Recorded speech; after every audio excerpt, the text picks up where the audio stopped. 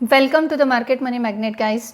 आज यहाँ इस वीडियो में हम बात करने वाले हैं 20 मार्च के दिन जो HDFC बैंक है ये गिरा था, इसके पीछे के रीजंस और ये भी जानेंगे क्या यही सही समय है HDFC बैंक से एग्जिट कर लेने का या ये एक अपॉर्चुनिटी है HDFC बैंक में इन्वेस्ट करने का, चाहे न्यू इन्वेस्टर हो चाहे एग्जिस्टिंग HDFC बैंक के इन्वेस्टर्स हो। ये क्वेश्चन सभी के मन में है, क्या ये जो गिरता हुआ HDFC बैंक का स्टॉक है यहाँ से एग्जिट कर लेना चाहिए या यहाँ से इन्वेस्ट करने के बारे में सोचना चाहिए। तो आज इस वीडियो में हम ये सारी चीज़ें देखने वाले हैं, सो स्टे ट्यून। सबसे पहले मैं आपको बता दूं कि आप यहाँ पे देख सकते हैं 20 मार्च के दिन जो है HDFC बैंक करीबन 2.25% की गिरावट में देखने को मिला। और इतना ही नहीं, अगर लास्ट 5 दिन का डाटा भी आप देखेंगे तब भी करीबन 5.05% की गिरावट में ये देखने को मिल रहा है। 5.05% की गिरावट में ये देखने को मिल रहा है।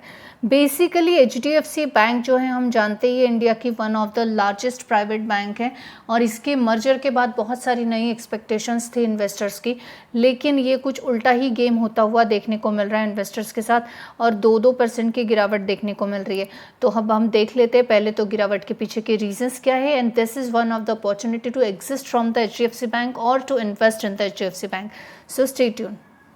जो सबसे पहला रीज़न है HDFC बैंक की गिरावट के पीछे का वो है वीक ग्रोथ कंसर्न।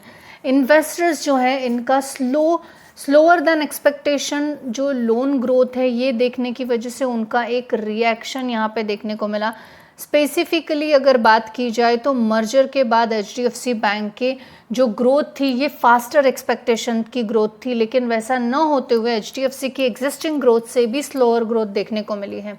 अब ग्रोथ जो है ये इंटीग्रेशन होती है लॉन्ग टर्म रिटेल और हाउसिंग लोन मोमेंटम के लिए, तो not as a strong expected यहाँ पे हुई है, इस वजह से हम ये बोल सकते हैं।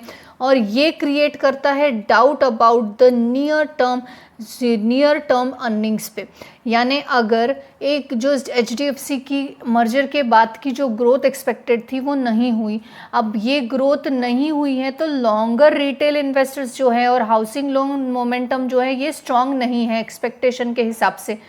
तो यही एक डाउट क्रिएट कर रहा है इन्वेस्टर्स के मन में कि ये नियर टर्म अर्निंग्स को इफेक्ट करेगा और नियर टर्म अर्निंग्स जो है ये हमें थोड़ी बहुत ख़राब आते हुए देखने को भी मिल सकती है। और इसी वजह से ये एक रीज़न रहा है HDFC बैंक की गिरावट के पीछे का।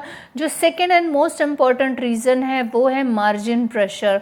अब NIM's कंसर्न है इसमें, यानी बैंकिंग जो अर्न है फ्रॉम इंटरेस्ट स्प्रेड्स यानी नेट इंटरेस्ट मार्जिन यानी NIM, ये रेजिंग कॉस्ट डिपॉजिट है हायर इंटरेस्ट रेट के, यानी इंटरेस्ट रेट के कंपैरिजन में हायर रेजिंग कॉस्ट है और कॉम्पिटिशन्स जो है इसके डिपॉजिट के ये इंक्रीज हो रहे हैं। अब कंपटीशंस जो है इंक्रीज़ हो रहे हैं डिपॉजिट्स के और जो इंटरेस्ट रेट है वो हायर रेट के देखने को मिल रहा है और नेट इंटरेस्ट मार्जिन जो है ये रिड्यूस होते हुए देखने को मिल रहा है। तो ऐसे में जो रेजिंग कॉस्ट है डिपॉजिट की, इस वजह से हम बोल सकते हैं कि एक प्रेशर प्रॉफिटेबिलिटी पे प्रेशर नज़र आ रहा है और ये भी एक रीज़न है HDFC बैंक के आज यानी 20 मार्च को नेगेटिव होने के पीछे का। जो थर्ड रीज़न हमें देखने को मिल रहा है वो है पोस्ट मर्जर एडजस्टमेंट का, यानी जो एक बिग मर्जर था हम जानते ही HDFC बैंक का, ये स्टिल अलाइन सिस्टम में है, margin higher balance sheet size पे है और रेगुलेटरी रिक्वायरमेंट्स का हैंडलिंग भी चल रहा है। अब ऐसे में मार्केट को जो एक्सपेक्टेशन है वो अनसर्टन देखने को मिल रही है और शॉर्ट टर्म में ये सेलिंग देखने को मिल रही है। It's not about the long term, लेकिन हाँ डेफिनेटली जो शॉर्ट टर्म इन्वेस्टर्स हैं इनकी यहाँ पे सेलिंग देखने को मिल रही है, क्योंकि पोस्ट मर्जर के एडजस्टमेंट में ये इस तरह की चीज़ें होते हुए हमें देखने को मिलती है। अब इसके अलावा जो फोर्थ रीज़न है which is one of the most important reason is FI का सेलिंग। हम जानते हैं ये फॉरेन इंस्टीट्यूशन इन्वेस्टर्स का वैसे भी भारत से बहुत सारा सेलिंग चल रहा है, लेकिन फॉरेन इंस्टीट्यूशनल इन्वेस्टर्स जो हैं इनका बैंकिंग स्टॉक में ओवरऑल सेलिंग भी हमें देखने को मिला।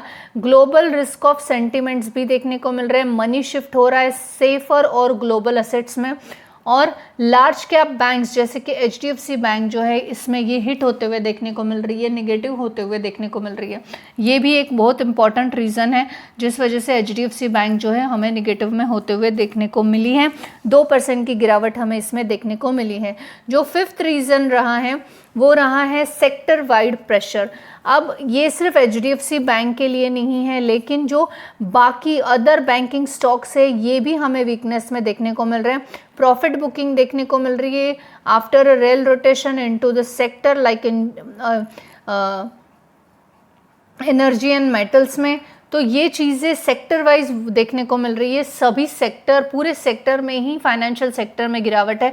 ये भी एक कारण है कि HDFC बैंक जो है इसको भी एक गिरावट के लिए रीज़न मिल गया। अब इसके अलावा जो सिक्स्थ रीज़न रहा है, सिक्स्थ एंड लास्ट, वो है हायर एक्सपेक्टेशन